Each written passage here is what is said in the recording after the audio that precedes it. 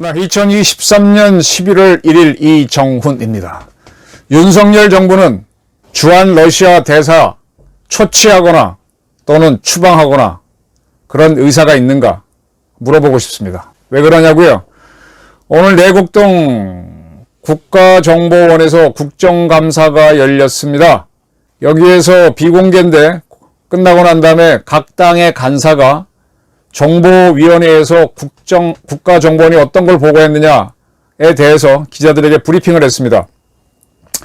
국힘당 간사 유상범 의원은 북한이 러시아에게 8월 초부터 선박과 수송기를 이용해서 포탄 등 무기를 10차례 수송했다. 포탄은 최소 100만 발 이상이다. 북한 나진항에는 러시아 두나이 보스토치니항으로 가는 배가 와서 포탄을 싣고 갔고, 또 그 항구에 도착한 다음에는 제가 지난번에 한번 그 항구가 어딘지 보여드렸죠. 러시아 우크라이나 전선으로 갔습니다. 그 전선은 티오레츠크 탄약고, 우크라이나에 있는 티오레츠크 탄약고에 북한산 무기가 도착했습니다. 또 수송기로도 무기가 갔습니다. 그것뿐만이 아닙니다. 이 국회 보고와 별도로 지금 한 1000만 발이 갔다고 봅니다. 1000만 발이 갔다고 보고 있어요. 왜냐하면 미국이 위성으로 찍고 통신감청으로 이렇게 추적을 하는 거고, 하나하나 뜯어볼 수는 없고, 송장은 북한하고 러시아가 볼 테니까 그거는 뭐 확인돼도 밝히지 않겠지만은 그거는 모르니까 추정을 하는 거죠. 규모로 보면서. 북한이 이걸로 벌어들인 돈은 얼마냐? 여기에 대해서 이제 흥미로운 발표가 나왔습니다. 오늘 11월 1일 통일부 주최로 북한경제대진단 포럼이 열렸는데, 워싱턴에 있는 한미경제연구소 소속의 트로이 스탠거런 국장이 발표를 했습니다. 지금 러시아에서 생산할 수 있는 포탄은 연 200만 개 정도다. 근데 우크라이나 전선에 투입해야 하는 포탄은 연 1000만 발 정도다. 그러니까 800만 발의 포탄이 부족하다.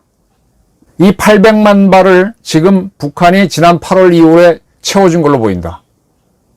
근데 러시아에서 152mm 포탄을 기준으로 했을 때 러시아 생산 단가는 한 발당 600달러다. 러시아 국내 가격이. 그러면은 북한은 더 싸게 생산할 걸로 보는데, 아주 저렴하게 한다면 반값에 할 수도 있고, 아니면 동일한 가격에도 할 수 있겠죠. 그래서 반값 내지는 동일한 가격으로 했다고 할 경우에 100만 발을 수출했다면 3 내지 6억 달러의 가치가 있다. 이게 1000만 발이라면 30억 달러에서 60억 달러야. 지금 우리 국정원이 보고한 거에 따르면 최소 100만 발, 1000만 발로 보고 있습니다. 선박과 배로 10차례 제공했고, 우크라이나 전선에 아까 말씀드린 어디 탄약고로 가 있다. 이렇게 돼 있습니다. 유엔 안보리에 이 북한이 핵실험했기 때문에 대북 제재 결의안을 몇 차례 냈잖아요. 그 대북 제재 문제를 다루는 별도의 위원회가 대북 제재 위원회가 있습니다. 그 위원회가 이제 거기서 이제 우리나라 정부기구도 그런데 이렇게 모든 걸 정부가 할 수가 없으니까 그 분야의 전문가들, 학자나 이런 사람들을 모아서 위원회를 만들죠. 포럼 같은 거 만들어서 포럼에서 이렇게 보고서를 내도록 만들죠. 그 대북제재위원회 전문가 패널 그 포럼에서 보고서가 나왔습니다. 슬로바키아 사람인 아쇼트 무크르티체프. 발음 어렵다. 하여간 뭐 그런 사람이 있습니다. 이 사람이 북한 무기 거래를 중개했다. 그는 20차례에 걸쳐 북한 무기를 러시아 판매를 중개했다. 이렇게 하면서 미국이 공개했던 북한에서 나온 무기를 실은 컨테이너를 실은 그런 선박이 블라디보스토크 옆에 거기 어느 항구로 갔다가 기차에 실려서 가는 걸 찍은 사진을 공개했습니다. 그리고 독일의 JDF 방송은 지금 러시아 포병은 우크라이나 전선에서 하루에 한 2만에서 3만 발의 포탄을 쏘고 있습니다. 그러니까 러시아 생산량이 200만 발이니까 러시아는 3개월치밖에 생산을 못해요. 그러니까 1000만 발 정도가 필요하죠. 지금 처음에는 탄약이 없어 많이 주춤하다가 지금 3만 발 가까이 올리는데 이게 전적으로 북한에서 8월 이후에 탄약을 공급했기 때문이다 라고 JDF는 보도했습니다. 그리고 지금 유엔 안보리 대북 결의안은 북한도 사람이 살아야 되니까 정제유 50만 배럴만 북한에 공급해 주라 그랬는데 지금 북한은 1년에 50만 배럴인데 지난 1월, 2월, 3, 4월에만 78만 배럴을 도입한 걸로 보입니다. 이걸 받고 북한이 러시아는 지금 기름이 굉장히 많잖아요. 사우디와 더불어 세계 최고의 산유국이니까 이러고 있습니다. 러시아가 기름을 주고 무기를 가져가고 돈 받고 물론 다 거래로 하겠죠. 그리고 북한은 가상화폐 시장에서 17억 달러어치를 탈취했다라고 보고 있습니다. 이 돈이 또 어디에 쓰였겠습니까? 지금 이제 우리 얼마 전에 서울 에어쇼라고 해야 되나? 아덱스가 열렸는데 거기에 이제 우리나라하고 각 나라의 최첨단 서방국가 무기들이 전시가 되고 서로 이제 거래 회담도 있었습니다. 서방국가들은 이렇게 무기를 국민들한테 보여주고 거래를 합니다. 근데 서방국가들 때 진짜 중요한 무기는 공개 안 하죠. 공개할 때는 이미 다 끝난 다음에 그때서야 공개를 하죠. 북한이 무기 수출을 제법 합니다. 근데 북한은 세계 어느 나라에서 열리는 무기 박람회에 참석 안 합니다. 어떻게 하느냐? 지금 북한의 인민군 소속 무역기구들이, 무역회사들이 있죠. 그런 친구들이 뭐 여러 가지 형태로 그 중에 일부는 대한민국으로 지금 귀순한 사람도 있습니다. 나와가지고 이미 오랫동안 지금 이제 보도에 따르면은 팔레스타인 하마스에 대한 지원을 김정은이가 적극적으로 하라라고 지시가 나왔다고 지금 동아 언론이 보도했죠. 지금 국가정보원이 오늘 열린 국감에서도 팔레스타인을 포괄적으로 지원하는 방안을 찾으라라고 김정은이가 지시했다. 그리고 북한은 하마스 헤즈볼라한테 대전차 무기, 이게 이제 RPG-7 방사포탄은 이제 통칭 카츄샤 포, 그 112mm 방사포 중심으로 그런 것들이죠. 이 수출한 사례가 있다 합니다. 이미 우리가 알고 있죠. 그래서 이번에도 이걸 수출할 것이다. 이게 이런 수출이 러시아도 그렇고 어떻게 이루어지느냐? 이 세상에는 음지가 있고 양지가 있잖아요. 서방 세계의 무기 거래는 양지에서 한다면 비교적 얘네는 음지에서 합니다. 알 필요도 없고. 북한이 이제 무관이 나가 있는 데가 있고 무관 말고 이제 여러 가지 형태로 위장 형태로 사업하는 형식으로 나가 있는 사람들이 카탈로그만 들고 나가요. 북한제 무기. 근데 저쪽에서도 공개적으로 살 수 없는 나라가 있어. 국민 세금으로 사는 게 아니거나 아니면 다른 방법으로 사야 되니까. 그런 사람들은 또 그걸 만납니다. 그 루트가 있습니다. 그래서 우리 이런 무기 있는데 너희 살 생각 있어? 그럼 거래가 이루어지죠. 그러면 이제 수리쿠션 방법으로 북한이 지금 조만간 정찰 위성 올리는 발사체를 10월 달에 쏜다는데 못 쏘고 국정원도 곧 쏠 거라고 지금 발표했는데 쏠 겁니다. 그럼 그렇게 들어가는 엔진을 어떻게 구했냐? 그게 RD-250 엔진. 원래는 구소련 건데 우크라이나 지역에서 있던 공장에서 만들던 엔진이에요. 그게 우크라이나가 독립하면서 우크라이나 회사가 됐죠. 근데 우크라이나가 엉망일 때 거기서 기술을 판매하면은 이리저리 흘러가지고 북한이 구입해서 RD-250 엔진 가지고 무슨 엔진이지? 걔네들이 백두산 발동기를 만들게 되죠. 그리고 거기다가 몸체를 씌우고 위성을 올려서 쏘는 겁니다. 이렇게 잘 모르는 세계가 또 있습니다. 여기는 아까 말한 대로 슬로베니아인 누가 개입해서 이렇게 다 음지에서 세계 무역시장에는요 소리 없는 실력자들이 많습니다. 그런 사람들은 돈질의 대가들이에요. 제3국에 가서 제3국가도 필요한 무기가 있는데 그런 나라들한테 이제 그런 나라들은 국민 세금 갖고 무기 산다고 하면서 또 비자금도 받아야 되니까 그걸 척척척 해주는 음지의 대가들이 있습니다.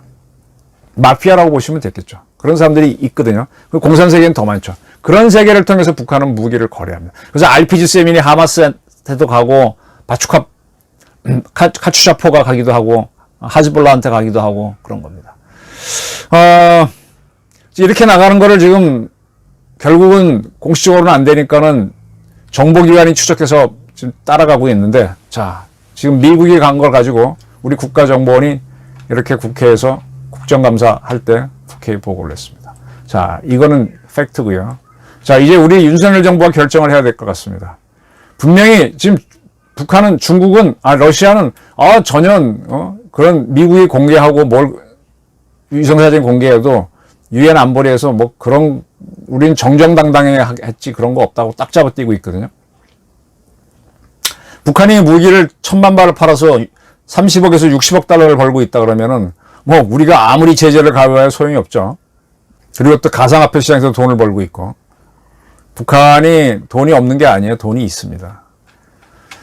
근데 이렇게 북한을 도와주는 러시아 어떻게 해야 되겠습니까?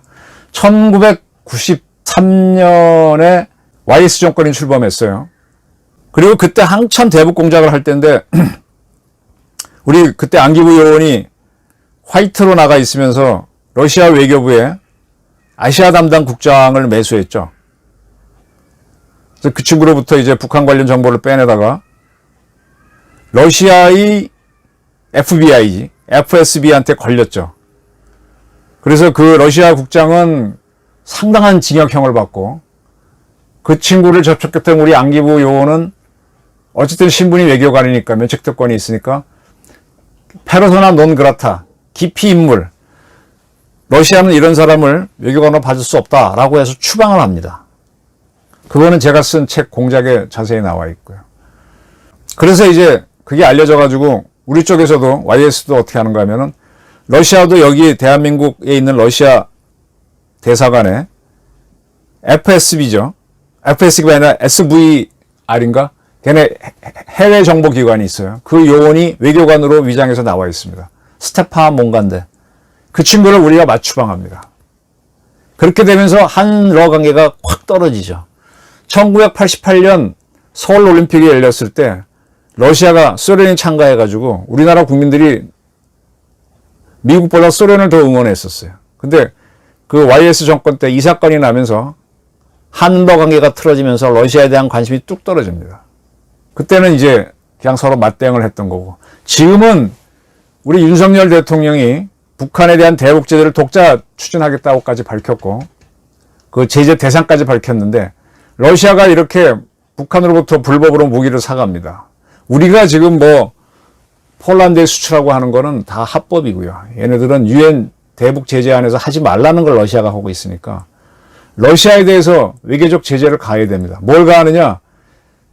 러시아의 국방부관을 추방하거나 러시아의 해외정보부 직원으로 여기 와 있는 친구를 추방하거나 아니면은 러시아 대사를 추방해야 돼요. 당장 단교는 어렵겠지만 단교까지도 검토할 수도 있는 거죠.